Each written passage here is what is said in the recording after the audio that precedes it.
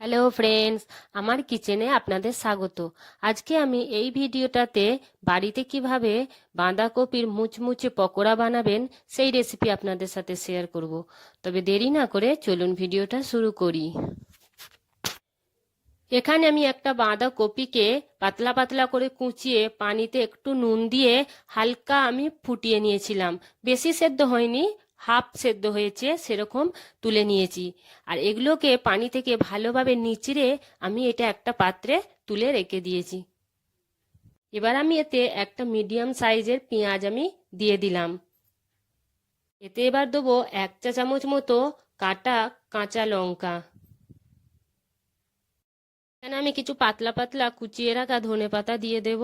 আর এতে কিছু আমি মশলা দিয়ে দেব, যেমন 1 চা চামচ মতো হলুদ গুঁড়ো, 1 চা চামচ লঙ্কা গুঁড়ো, 1 চা চামচ জিরে গুঁড়ো, একটু লবণ আর একটু আদা বাটা।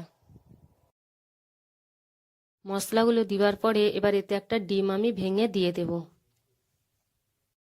এবার এগুলোতে একটু একটু বেসন দিয়ে ভালোভাবে মেখে নেব।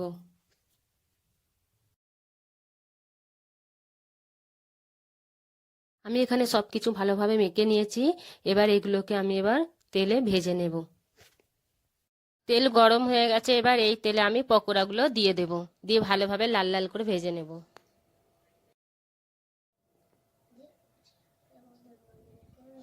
পকোড়াগুলো একদিকটা হয়ে গেছে, এবার আমি উল্টে দেবো এগুলোকে।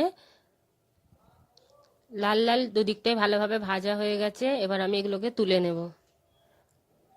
আমি পাত্রে একটা তুলে নিয়েছি পকোড়াগুলোকে। যদি বন্ধুরা ভিডিওটা আপনাদের ভালো লেগে থাকে তাহলে লাইক, কমেন্ট, শেয়ার আর সাবস্ক্রাইব করতে মোটেও ভুলবেন না। ভিডিওটা দেখার জন্য অনেক অনেক ধন্যবাদ।